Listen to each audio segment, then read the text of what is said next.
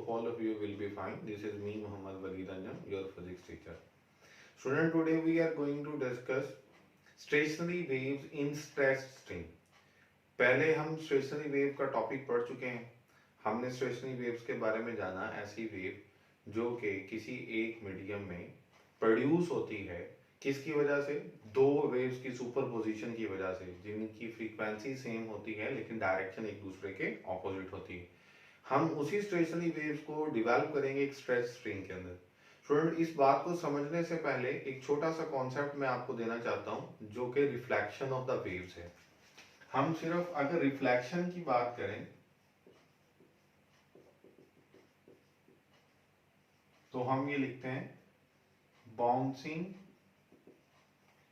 Back of a wave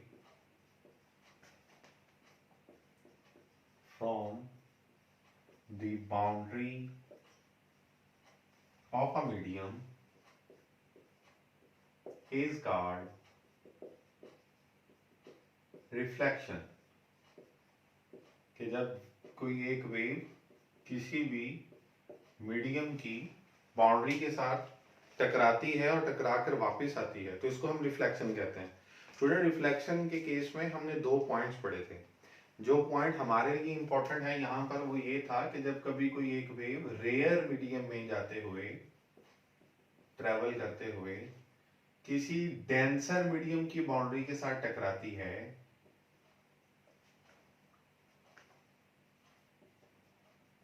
तो उसके साथ टकराने के बाद वो क्या हो जाती है?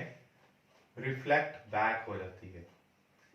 रिफ्लेक्शन उसकी इस तरह से होती है कि जो उसका फेज चेंज होता है 180 डिग्रीज का हो जाता है. Reflect such that there is a phase change of 180 degrees. ये बात हम पहले पढ़ चुके हैं कि अगर कोई एक क्रस्ट जा रहा था रेयर मीडियम में से जाते हुए वो किसी डेंसर के साथ जाके टकराया तो टकरा कर वो वापस आएगा, लेकिन एज ए क्रस्ट नहीं आएगा बल्कि एज ए ट्रफ आएगा. इसको हम ये कहते हैं कि उसके फेज में कितने का चेंज आ गया? 180 डिग्रीज का आ गया. स्टूडेंट, यहाँ पर जो स्टेशनरी वेव्स है जिनको हमने स्ट्रेच स्ट्रिंग में डिस्कस करना है, हम ये कहते हैं कि हमारे पास एक स्ट्रिंग है और उस स्ट्रिंग के दोनों एंड्स को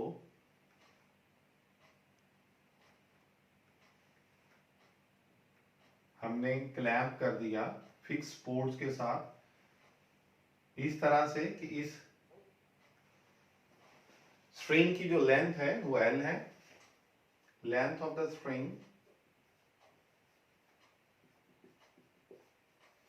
वो L है और इसके अंदर जो टेंशन है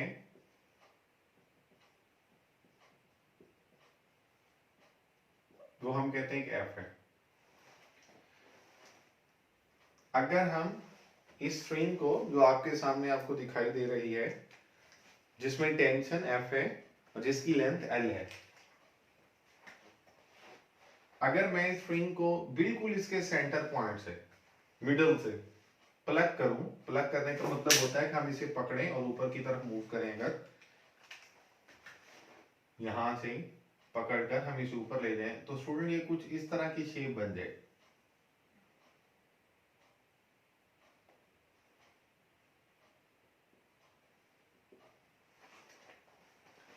मैंने चूंकि इसको यहां से पकड़ा है और प्लग करके इस तरह से ऊपर की तरफ हम ले गए exactly from the middle point. तो स्टूडेंट, जिस जगह से हमने इसे पकड़ा है यहाँ पर, जो कि चूंकि ये सेंट्रल पॉइंट है, मिडल पॉइंट है, यहाँ पर एक डिस्टर्बेंस पैदा होगी और हम ये बात पढ़ चुके हैं कि disturbance in a medium generate waves. तो इस पॉइंट से दो वेव्स ओरिजिनेट होंगी और वो दोनों वेव्स ऑपोजिट डायरेक्शन में मूव करेंगी. एक इधर जाएगी और एक इधर जाएगी. अब ये दोनों वेव्स किसी एक स्ट्रिंग के अंदर जो प्रोड्यूस हो रही हैं, ये इस मीडियम में से, स्ट्रिंग में से जाते हुए इस बाउंड्री के साथ टकराती हैं और इसके साथ टकराने के बाद रिफ्लेक्ट बैक हो जाती हैं. और इसकी रिफ्लेक्शन भी किस तरह से होगी? इसकी रिफ्लेक्शन इस तरह से होगी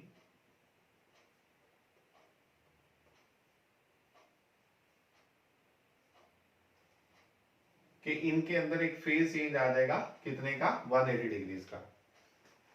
ये दोनों जो ट्रांसवर्स वेव्स थी जो कि पॉइंट ऑफ द डिस्टरबेंस से जनरेट हुई, ओरिजिनेट हुई, ये दोनों चूंकि ऑपोजिट डायरेक्शन में हम कह रहे हैं ट्रैवल कर रही थी, जब ये दोनों ऑपोजिट डायरेक्शन में ट्रैवल करते हुए यहाँ पर आती हैं, ये वेव इधर आएगी, टकराएगी, रिफ्लेक्ट हो जाएगी। किस तरह से कि ये, अगर मैं ये कहूं कि ये पोर्शन चूंकि मीन पोजीशन से ऊपर है, ये अगर क्रस्ट था, चूंकि ये ट्रांसवर्स वेव थी, तो टकराने के बाद ये एज ए ट्रफ वापस आएगी, फेज चेंज 180 डिग्रीज का हो गया।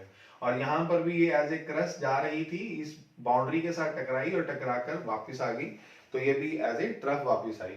तो इन शॉर्ट इन वेव्स की सुपरपोजिशन की वजह से हम ये कहते हैं कि हमारे पास स्टेशनरी वेव्स डिवेलप हो जाती हैं। स्टेशनरी वेव्स कैसे डिवेलप हो जाती हैं, क्योंकि स्टूडेंट यहाँ पर अगर हम देखें तो ये जो पॉइंट है, यहाँ पर पार्टिकल्स जो होंगे वो रेस्ट पर होंगे और उनको हम नाम देंगे नोड का। लाइकवाइज इधर भी ये जो पॉइंट है, इसको भी हम क्या नाम देंगे, नोड का। और इन दोनों के दरमियान में यहाँ पर ये जो वाला पॉइंट है, इसको हम क्या नाम देंगे, एंटी नोड का नाम देंगे। और हम लोग ये बात कल पढ़कर आ चुके हैं कि हर नोड के बाद एक एंटी नोड होता है, या दो नोड्स के दरमियान में एक एंटी नोड होता है, या दो एंटी नोड्स के दरमियान में एक नोड होता है। तो इन शॉर्ट जो वेव नोड्स और एंटी नोड्स की रेपिटेशन की वजह से जनरेट होती है या प्रोड्यूस होती है, उसको हम स्टेशनरी वेव का नाम देते हैं। तो इन शॉर्ट हम ये कहते हैं कि ये जो स्टेशनरी वेव है, ये स्ट्रेच स्ट्रिंग के अंदर डिवेलप हो चुकी है, क्योंकि मैंने इसमें जो डिस्टर्बेंस क्रिएट की है उसकी वजह से ये सारा प्रोसेस स्टार्ट हुआ है। स्टूडेंट अगर हम ये देखें, क्योंकि हमने ये बात कही थी कि हमारे पास इस स्ट्रिंग की जो लेंथ है वो एल है, जो इस पॉइंट से इस पॉइंट के दरमियान में है। और हम ये देख सकते हैं बड़ी आसानी के साथ, हमें इस बात का आइडिया है, कल हमने ये बात पढ़ी हुई है कि एक नोड से दूसरे नोड के दरमियान जो फासला होता है, एक नोड से दूसरे नोड के दरमियान जो फासला होता है, उसे हम क्या कहते हैं, लैम्डा ओवर 2। वो वेवलेंथ का हाफ होता है। चूंकि स्टूडेंट ये हमारे पास एक लूप प्रोड्यूस हो रहा है, और इस लूप की वेवलेंथ को, चूंकि ये फर्स्ट लूप है, तो हम इसे लैम्डा 1 का नाम देते हैं। और इस लूप की वेवलेंथ को लैम्डा 1 का नाम दिया, और ये टोटल जो है ये किसके बराबर है, लेंथ ऑफ द स्ट्रिंग के बराबर है। लैम्डा बाय 2 इस लेंथ ऑफ द स्ट्रिंग के बराबर है।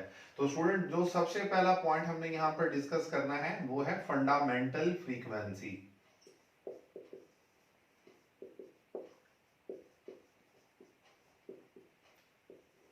हम ये कहते हैं कि हमारे पास यहाँ पर जो रिजल्ट आएगा इस लेंथ के accordingly, L is equal to, जो लेंथ ऑफ द स्ट्रिंग है वो किसके बराबर है, लैम्डा 1 डिवाइडेड बाय 2। लैम्डा 1 हम इसे क्यों लिख रहे हैं, क्योंकि ये हमारा फर्स्ट लूप है, ये एक लूप है, इसको हम कहते हैं ये फंडामेंटल हमारे पास लूप है, और इसकी फ्रीक्वेंसी फंडामेंटल फ्रीक्वेंसी होगी, और इसकी वेवलेंथ फंडामेंटल वेवलेंथ होगी। और इस रिजल्ट से हम यहाँ पे इसे क्या लिख सकते हैं, हम इसे लिख सकते हैं lambda 1 is equal to 2L। Student इस रिजल्ट को अगर हम देखें तो हम ये बात पढ़ चुके हैं कि किसी भी मीडियम में जो वेव प्रोड्यूस होती है उसकी जो स्पीड होती है v equals to f lambda होती है, हम ये बात पढ़ चुके हैं। और हम ये कहते हैं कि अगर ये फर्स्ट लूप है तो इसकी फ्रीक्वेंसी f1 होगी और इसकी वेवलेंथ लैम्डा 1 होगी। और अगर हम यहाँ से इसकी फंडामेंटल फ्रीक्वेंसी f1 की वैल्यू फाइंड आउट करेंगे स्टूडेंट, तो वो किसके इक्वल आ जाएगी, v over 2 v over lambda 1 की इक्वल आ जाएगी, v ओवर लैम्डा 1 की इक्वल आ जाएगी। और स्टूडेंट लैम्डा 1 की जगह पर हम इस ऊपर वाली इक्वेशन से क्या लिख सकते हैं, लैम्डा 1 की जगह पर हम लिख सकते हैं 2L। तो इन शॉर्ट हमारे पास जो फंडामेंटल फ्रीक्वेंसी है f1 which is equals to v over 2L, ये हमारे पास डिवेलप हो चुकी है। स्टूडेंट किसी भी वेव की जो स्पीड होती है, स्पीड ऑफ द वेव, हमारे पास v से कहते हैं, और ये स्पीड ऑफ द वेव किस पर डिपेंड करती है, टेंशन इन द स्प्रिंग और कैपिटल M स्मॉल m। ये जो स्मॉल m यहाँ पर मैंने लिखा है, ये बेसिकली क्या है, ये मास पर यूनिट लेंथ है। इसको हमने याद रखना है, ये जो मैं यहाँ पर एक साइड पर लिख भी देता हूँ ताकि हमें ये याद रहे कि ये जो स्मॉल m है ये बेसिकली क्या है, मास पर यूनिट लेंथ। हम इसको अगर m ओवर l लिखें तो देखिएगा, मैं इस मास पर यूनिट लेंथ को अगर m ओवर l लिखूं तो स्टूडेंट इस बात को समझने में आपको बड़ी आसानी हो जाएगी। चैप्टर नंबर 1 में हमने एक एग्जांपल पढ़ी थी, जब हम डायमेंशंस को डिस्कस कर रहे थे, तो वहां पर एक एग्जांपल है, एग्जांपल 1.4। उस एग्जांपल को अगर हम देखें तो वहां पर जो वैल्यू है वो कुछ इस तरह से है कि v is equals to f cross l over m under root के इसकी डायमेंशन निकालें और ये प्रूव करें कि ये इक्वेशन राइट इक्वेशन है। तो स्टूडेंट यहाँ पर बेसिकली ये जो स्मॉल m है ये रिप्रेजेंट किसको कर रहा है, मास पर यूनिट लेंथ को ही रिप्रेजेंट कर रहा है। और ये वैल्यू अगर मैं इस फंडामेंटल फ्रीक्वेंसी के रिलेशनशिप में इसको अगर हम इक्वेशन नंबर 1 का नाम दे दें, इसमें पुट करें तो हमारे पास रिजल्ट क्या आ जाएगा, रिजल्ट आ जाएगा f1 जो fundamental frequency equals to 1 over 2l हम अलग से लिख लेते हैं, और इस v की जगह पर स्टूडेंट हम क्या लिख सकते हैं, f ओवर m लिख सकते हैं। ये हमारे पास इक्वेशन नंबर 2 है, और इसकी जो वैल्यू है इस इक्वेशन में, ये जो फ्रीक्वेंसी है इस फ्रीक्वेंसी को हम क्या नाम देते हैं, फंडामेंटल फ्रीक्वेंसी का नाम दे देते हैं। स्टूडेंट इसी फंडामेंटल फ्रीक्वेंसी के लिहाज से ही हम नेक्स्ट जो मोड ऑफ वाइब्रेशन है, जिसे सेकंड मोड ऑफ वाइब्रेशन का नाम देंगे। ये चूंकि fundamental mode of the vibration था, इसमें एक लूप बन रहा था। अगर मैं इसी को देखूं और मैं इसी स्ट्रिंग को बिल्कुल ऐसे ही जैसे मैंने यहाँ पे बनाई हुई है, ये स्ट्रिंग मैं यहाँ पे बना दूं, ये जो लेंथ है उस स्ट्रिंग की वो वही है, और हम ये कहते हैं कि उसी तरह से दो फिक्स पॉइंट्स के दरमियान हमने इसे क्लैंप किया हुआ है, और इसके दरमियान जो टेंशन है वो F है और उसकी लेंथ L है। और स्टूडेंट अब हम ये काम करेंगे कि इसे एग्जैक्ट मिडल से, मिडल का मतलब क्या होता है, हाफ, और अगर हम हाफ के भी हाफ से, ये देखिएगा मैं हाफ, अगर सपोज हम इसको कह लें कि ये हमारे पास जो टोटल लेंथ है, सपोज अगर ये मैं कहता हूं 8 है, 8 सेंटीमीटर कह लेंगे, 8 मीटर कह लें, जैसे भी हम इसको समझ लें, तो उसका हाफ क्या होगा 4, और 4 का हाफ क्या होगा 2। तो बेसिकली यहाँ पे हम ये कहना चाह रहे हैं कि जब एक पॉइंट पर हम इसको यहां से प्लग करें ऊपर की तरफ, तो कुछ इस तरह से हमारे पास यहाँ पे एक लूप बनेगा, जिसको हम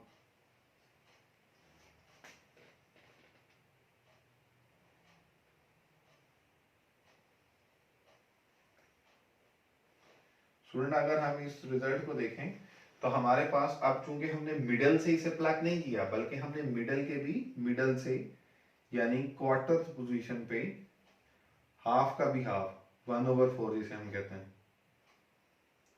तो अगेन यहां से हमारे पास जो वेव जनरेट होंगी, ओरिजिनेट होंगी ऑपोजिट डायरेक्शन में ट्रैवल करते हुए, वो रेयर मीडियम से जाते हुए टकराएंगी कहाँ पे, डेंसर मीडियम, और डेंसर मीडियम के साथ टकराने के बाद स्टूडेंट क्या होगा, ये बात हम पढ़ चुके हैं कि वो रिफ्लेक्ट बैक तो जरूर होगी, लेकिन फेज चेंज हो जाएगा। कितना फेज चेंज हो जाएगा, वो वापस जाएगी, ठीक है जी, किस तरह से वापस जाएगी कि उसके अंदर फेज चेंज 180 डिग्री का हो जाएगा।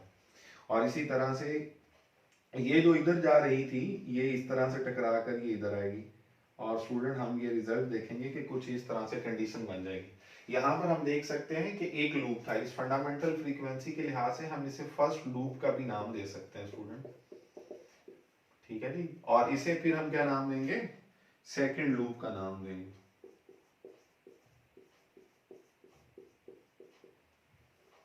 और इस सेकंड लूप के लिहाज से देखें, हमने ये पॉइंट अभी देखा है, ये पॉइंट यहाँ पर पार्टिकल्स रेस्ट पर होंगे, नोड होगा, फिर ये पॉइंट यहाँ पर पार्टिकल रेस्ट पर होंगे, नोड होगा, फिर ये पॉइंट पार्टिकल्स रेस्ट पर होंगे, नोड होगा, और इन दो नोड्स के दरमियान ये एंटी नोड, और इन दो नोड्स के दरमियान में ये एंटी नोड। और स्टूडेंट जैसे हम ये बात पहले भी पढ़ चुके हैं कि एक नोड से दूसरे नोड के दरमियान जो फासला होता है वो λ/2 होता है। एग्जैक्टली इसी तरह से इस नोड से इस नोड के दरमियान भी जो फासला होगा वो λ/2 ही होगा। चूंकि स्टूडेंट यहाँ पर दो लूप्स प्रोड्यूस हो रहे हैं, तो इसकी जो वेवलेंथ है हम उसे λ2 का नाम देंगे, और हम उसको कहेंगे कि ये सेकंड जो लूप है या मोड ऑफ वाइब्रेशन है उसकी वेवलेंथ है, क्योंकि फंडामेंटल वाली को हमने λ1 का नाम दे दिया, तो फिर इसकी वेवलेंथ को λ2 का नाम दे देंगे। तो स्टूडेंट इस केस में हम देखेंगे कि जो total length of the string है L, वो किसके बराबर है, λ/2 प्लस λ/2, और चूंकि हमने इसको नाम दिया है लैम्डा 2 का, तो ये लैम्डा 2 सब्सक्रिप्ट में आप लिख दें। ये हमारे पास स्टूडेंट रिजल्ट क्या आ जाएगा कि हाफ प्लस हाफ हमें पता है किसके इक्वल होता है, मतलब एक चीज को अगर दो हिस्सों में डिवाइड कर दें, हाफ 50% प्लस हाफ 50%, दोनों को ऐड करें तो 100%। तो हम इसे क्या लिख सकते हैं, लैम्डा 2 लिखेंगे। और इस केस में lambda 2 is equal to L हो चुका है, lambda 2 is equal to the length of the string. और अगेन स्टूडेंट इसकी फ्रीक्वेंसी क्या होगी, v equals to f2 lambda 2, और f2 अगर मालूम करनी है तो वो क्या हो जाएगी, v ओवर लैम्डा 2।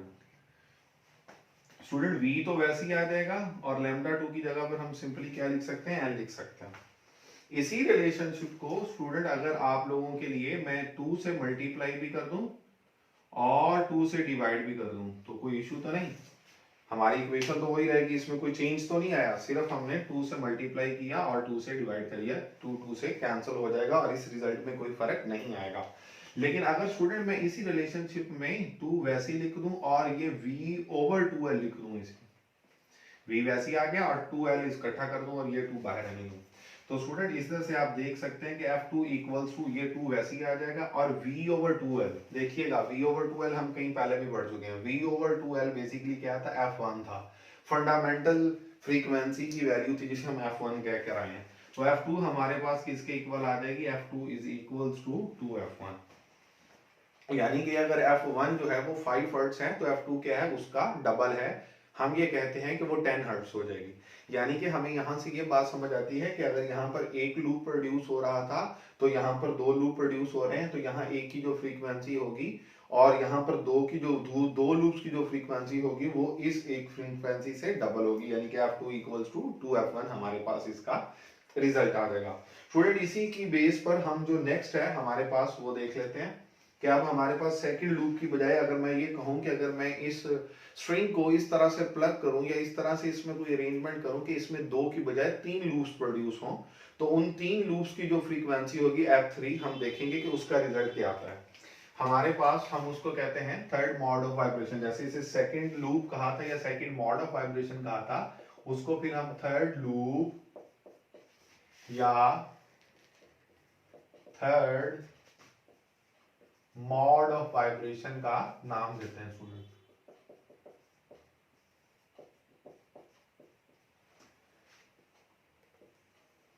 यानी कि मैं इसी स्ट्रिंग को, बुनियादी तौर पर हमारी डिस्कशन वही चल रही है कि अगर मैं उसी स्ट्रिंग को जिसकी लेंथ l है, दो पॉइंट्स के दरमियान जिसको हमने क्लैम्प किया हुआ है दोनों एंड्स को, और हम ये कहते हैं कि हमारे पास जो टेंशन इन द स्ट्रिंग है वो f है, और अगर हम देखें स्टूडेंट मैं आपके लिए वो पॉइंट बनाने लगा हूं कि ये इसका हाफ था और ये हमारे पास हाफ का भी हाफ था, तो 2 लूप प्रोड्यूस हुए थे। अगर हम इसको किसी इस तरह से प्लग करें कि हमारे पास 2 की बजाय यहाँ पर कितने लूप्स प्रोड्यूस हो जाएं, 3 लूप्स प्रोड्यूस हो जाएं, तो स्टूडेंट हम उन 3 लूप्स को बनाने के लिए यानी कि इस तरह का कोई रिजल्ट देख लेते हैं। हम ये कहते हैं ये एक लूप है, ये दूसरा है, और ये चूंकि एग्जैक्ट हमने बनाने हैं तो हम उसको इस तरह से कर लेते हैं कि ये हमारे पास ये थर्ड लूप है। आप देखिएगा ये हमारा पॉइंट क्लियर हो जाएगा यहां से।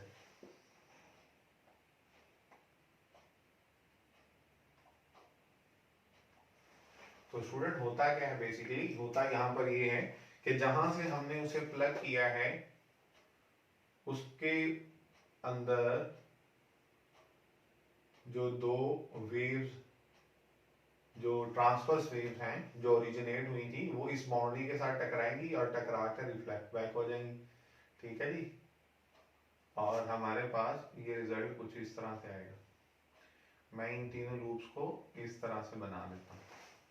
होगा क्या, होगा तो बेसिकली यहाँ पर ये कि ये हमारे पास डॉटेड लाइन होगी ताकि आप लोगों को कोई कंफ्यूजन भी ना हो, यानी कि ये जो कंप्लीट लाइन वैसी आ जाएगी, यानी कि यहाँ से प्लग करने के बाद ये इस तरह से वेव इधर गई, इधर टकरा कर रिफ्लेक्ट बैक हुई और ये इधर टकरा, इन दोनों की सुपरपोजिशन से अगेन स्टूडेंट हमारे पास जो रिजल्ट बनेगा वो स्टेशनरी या स्टैंडिंग वेव्स बनेगी। तो ये पॉइंट्स अगर देखें तो ये नोड है, ये भी नोड है, ये भी नोड है, और ये पॉइंट पी नोड है। और हमें पता है दो नोड्स के दरमियान ये एंटी नोड होगा, और इधर भी एग्जैक्ट दरमियान में अगर हम बात करें, क्योंकि हमने थोड़ी सी लेंथ को चेंज किया था, तो ये हमारे पास एंटी नोड होगा और ये भी हमारे पास एंटी नोड होगा।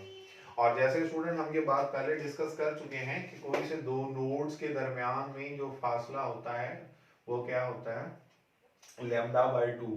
तो हम यहाँ पर ये देख सकते हैं कि इन सबको क्या लिखेंगे, लैम्डा बाय 2 लिखेंगे।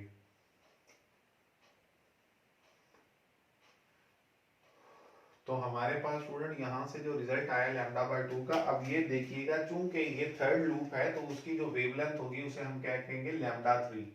तो मैंने सबस्क्रिप्ट में 3 लिख दिया, यानी कि वो लैम्डा 3 की वैल्यू है। स्टूडेंट टोटल जो स्ट्रिंग की जो लेंथ थी जिसको हमने एल का नाम दिया था, अब इस केस में देखें तो एल किसके बराबर है, इस केस में देखें तो वो हमारे पास है lambda by 2 plus lambda by 2 plus lambda by 2। और चूंकि ये थर्ड लूप था तो अगेन मैं यहाँ पर क्या लिखने लगा हूँ, एल लैम्डा 3 और लैम्डा 3 सबस्क्रिप्ट में। तो स्टूडेंट अगर हम यहाँ से देखें तो हमारे पास ये 1 लैम्डा बाय 2, ये 2 लैम्डा बाय 2, ये 3। तो हम इसे लिख सकते हैं 3 lambda 3 divided by 2 equals to L. और अगर हम यहाँ से देखें तो हम लैम्डा 3 की वैल्यू को क्या लिखेंगे, लैम्डा 3 2 जाके इधर मल्टीप्लाई हो जाएगा और 3 इधर आके डिवाइड हो जाएगा, तो लैम्डा 3 इक्वल्स टू 2l/3 आ जाएगा। ये हमारे पास जो रिजल्ट आएगा, ये थर्ड जो मॉड ऑफ वाइब्रेशन था, जो 3 लूप्स थे उनकी वेवलेंथ की वैल्यू आ जाएगी, लैम्डा 3 की वैल्यू आ जाएगी।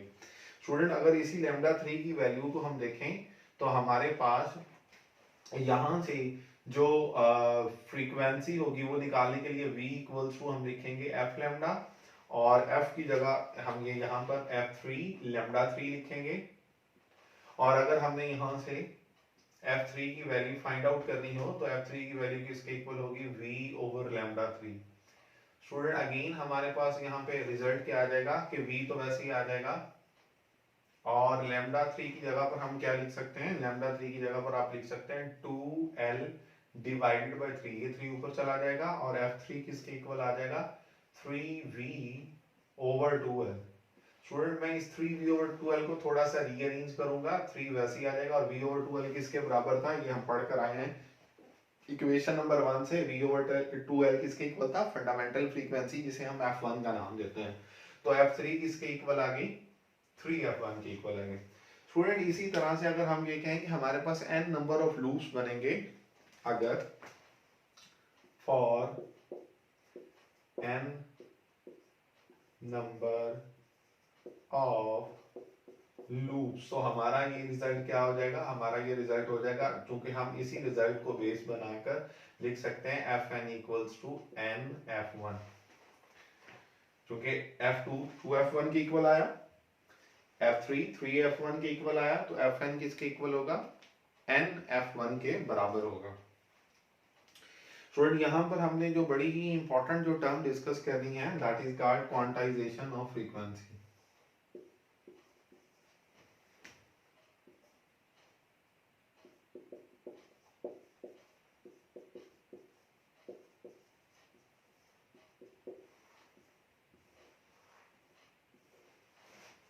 स्टूडेंट क्वांटाइज फ्रीक्वेंसी से मुराद ये है कि हमारे पास जितने भी प्रोड्यूस होंगे नंबर ऑफ लूप्स, हर एक की जो फ्रीक्वेंसी होगी वो फंडामेंटल फ्रीक्वेंसी का मल्टीपल होगी।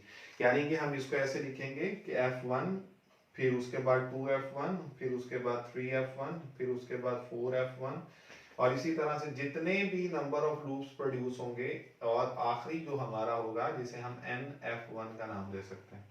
स्टूडेंट इस कंडीशन को हम कहते हैं कि जो एनर्जी है या जो फ्रीक्वेंसी है हमारे पास वो क्वांटाइज है, यानी कि हर जो वैल्यू है वो उसकी फंडामेंटल फ्रीक्वेंसी का ही मल्टीपल है। और जैसे हमने fn इक्वल्स टू nf1 लिखा, वैसे हम वेवलेंथ का भी एक जनरल रिलेशनशिप लिख सकते हैं कि किसी भी लूप की जो वेवलेंथ होगी लैम्डा n, वो किसके इक्वल होगी, वो 2l/n के इक्वल होगी। देख लें, हम यहाँ पर वैल्यूज पुट कर सकते हैं कि अगर मैं n की जगह पर 1 लिखूं तो मेरे पास रिजल्ट आ जाएगा लैम्डा 1, और वो किसके इक्वल होगा, 2l/1, जिसे हम सिंपली क्या लिखेंगे, 2l। तो स्टूडेंट अगर हम देखें तो हमारे पास जो लैम्डा 1 थी उसकी वैल्यू 2l ही थी, और इसी तरह से अगर मैं n की जगह पर 2 पुट करूं तो हमारे पास लैम्डा 2 इक्वल्स टू आ जाएगा 2l/2 और 2 2 से कैंसिल हो जाएगा और हमने ये पढ़ा है कि हमारे पास लैम्डा 2 की वैल्यू किसके इक्वल थी, l के इक्वल थी। ये भी हम यहाँ से पढ़ कर आएंगे lambda 2 is equals to l। Likewise अगर इसी तरह से हम n की जगह पर 3 लिखें तो हमारे पास रिजल्ट आ जाएगा 2l/3 और हम ये बात पढ़ कर आए हैं कि हमारे पास लैम्डा 3 की वैल्यू भी क्या थी, 2l/3 थी। तो इन शॉर्ट ये दो जो रिलेशंस हैं इनको हम जनरल रिलेशनशिप्स का नाम देते हैं, जिसे एफ एन और लैम्डा एन का नाम देते हैं। और इसकी मदद से किसी भी हार्मोनिक सीरीज यानी कि हर वो लूप जो प्रोड्यूस हो रहा है वो फंडामेंटल फ्रीक्वेंसी का एक मल्टीपल है उसकी फ्रीक्वेंसी। तो स्टूडेंट इसके बाद हमारे पास एक जो पॉइंट वहां पर लिखा हुआ है वो है कि डैम्प्ड वेव्स। ये हम अगर डैम्प्ड वेव्स की बात करें तो ये बड़ा इंपॉर्टेंट पॉइंट है। हम ये कहते हैं कि जितने भी हमारे पास लूप्स प्रोड्यूस होते हैं, अगर हमारे पास हर लूप की जो फ्रीक्वेंसी है वो फंडामेंटल फ्रीक्वेंसी का मल्टीपल होगी तो ही हम कहते हैं कि स्टेशनरी वेव्स जो होगी इन स्ट्रेस स्ट्रिंग वो कंटिन्यू करती रहेंगी। और अगर कोई फ्रीक्वेंसी या कोई लूप ऐसा है जिसकी जो फ्रीक्वेंसी है वो फंडामेंटल फ्रीक्वेंसी का मल्टीपल नहीं है तो वो बहुत जल्दी डाई आउट हो जाएगी। तो इसके रिजल्ट को हम इस तरह से लिख सकते हैं, frequencies which are not multiple of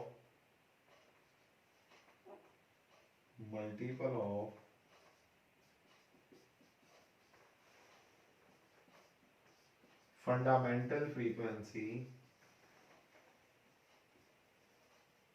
are quickly damped out, are quickly damped out।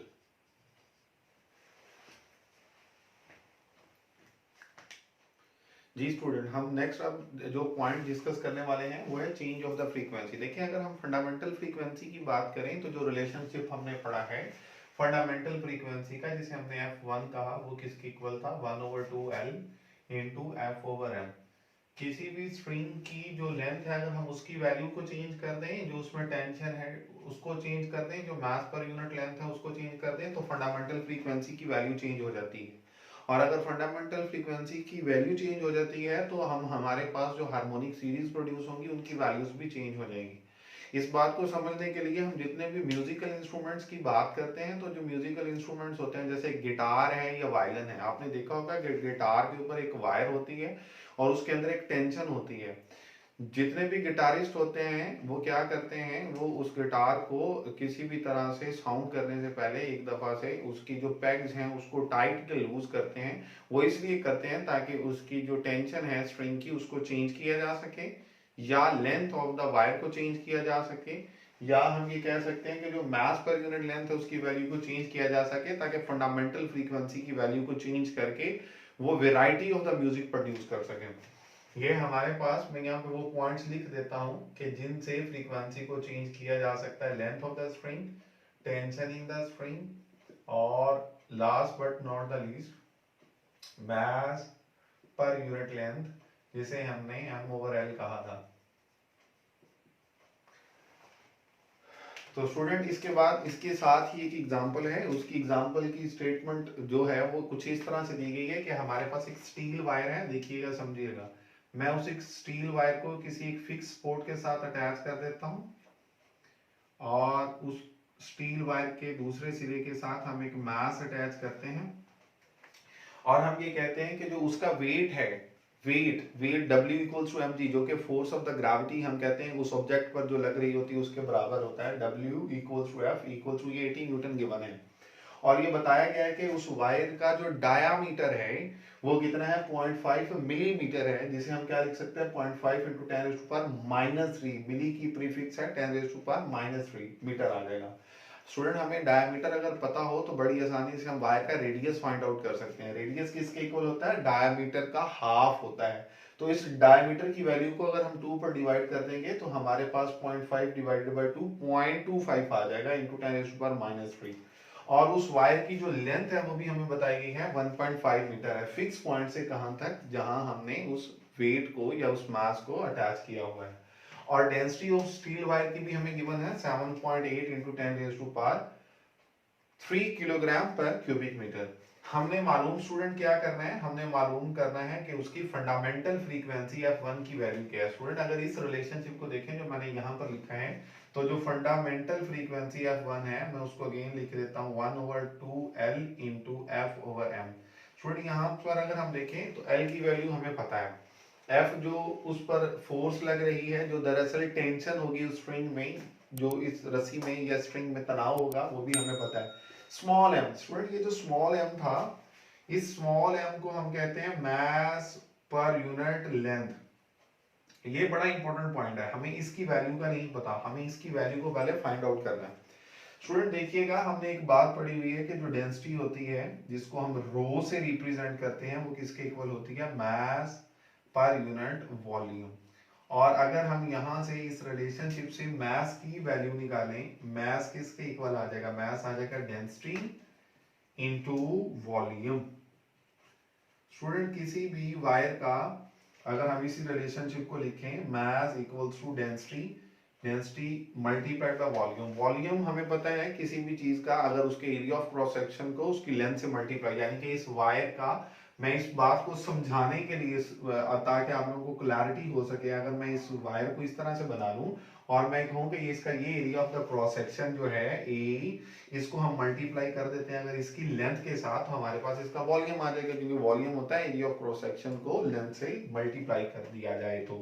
तो एरिया, चूंकि ये एक वायर है और क्रॉस सेक्शनल एरिया हम कहते हैं, उसका फार्मूला क्या हमने पढ़ा हुआ है, पाई आर स्क्वायर, और उसको मल्टीप्लाई कर देंगे किसके साथ, लेंथ के साथ। इसका हमें बेसिकली बेनिफिट क्या होगा कि ये लेंथ इधर आ जाएगी और ये बन जाएगा मास ओवर लेंथ या पर यूनिट लेंथ, और ये किसके इक्वल होगा, density multiplied by pi into r square के रिजल्ट के बराबर हो जाएगा। स्टूडेंट यहाँ पर अगर हम वैल्यूज पुट करें तो density of the steel wire हमें गिवन थी 7.8 इंटू 10⁻³ और पाई की वैल्यू स्टूडेंट हमें पता है 3.14 है, और रेडियस हमें यहाँ पर देख सकते हैं आप लोग, हमने कैलकुलेट किया था डायमीटर की मदद से ही, तो 0.25 इंटू 10⁻³ स्टूडेंट अगर हम इसको सिंपलीफाई करते हैं तो हमारे पास इस मास पर यूनिट लेंथ की जो वैल्यू आती है वो गालबन 1.53 इंटू 10⁻³ मीटर आती है। बरकैफ आप इसको फिर भी कैलकुलेट करके देख लीजिएगा, क्योंकि इसमें कोई गलती भी हो सकती है, मैंने ये वैल्यू डायरेक्ट ही लिखी है। अब अगर हम इसको देखें कि हमारे पास ये जो मास पर यूनिट लेंथ की वैल्यू आई, जिसे हम m/L कह रहे हैं, ये बेसिकली m ही के तो बराबर है, ये यहाँ पर ये मास पर यूनिट लेंथ ही तो था, ये हम डिस्कस कर चुके हैं। हम यहाँ से अगर इस रिलेशनशिप में जो फंडामेंटल फ्रीक्वेंसी का रिलेशनशिप है इसमें वैल्यूज पुट करें तो 1/2L, और L कितनी है 1.5 मीटर है, इनटू F जो टेंशन है वो कितनी थी 80 न्यूटन थी, जो कि बेसिकली उसका वेट है, और डिवाइडेड बाय m जो कि m नहीं है, basically mass per unit length है, कि देखिए हमने लिखा भी हुआ है। और हम इस वैल्यू को अगर यहाँ से कैलकुलेट हम चूंकि कर चुके हैं, और अगर वो पुट करें तो 1.53 इंटू 10⁻³ मीटर। तो स्टूडेंट इसको अगर हम सिंप्लीफाई करेंगे तो हमारे पास जो रिजल्ट आ जाता है फंडामेंटल फ्रीक्वेंसी का, वो शायद 76 हर्ट आ जाता है। तो लिहाजा आप इसको भी कैलकुलेट करके देख लीजिएगा, ये रिजल्ट वही होगा। तो आई होप कि आप लोगों को ये लेक्चर अंडरस्टैंड आपने कर लिया होगा। Please don't forget to like and subscribe my YouTube channel and take good care of yourself. Till then, Allah Hafiz.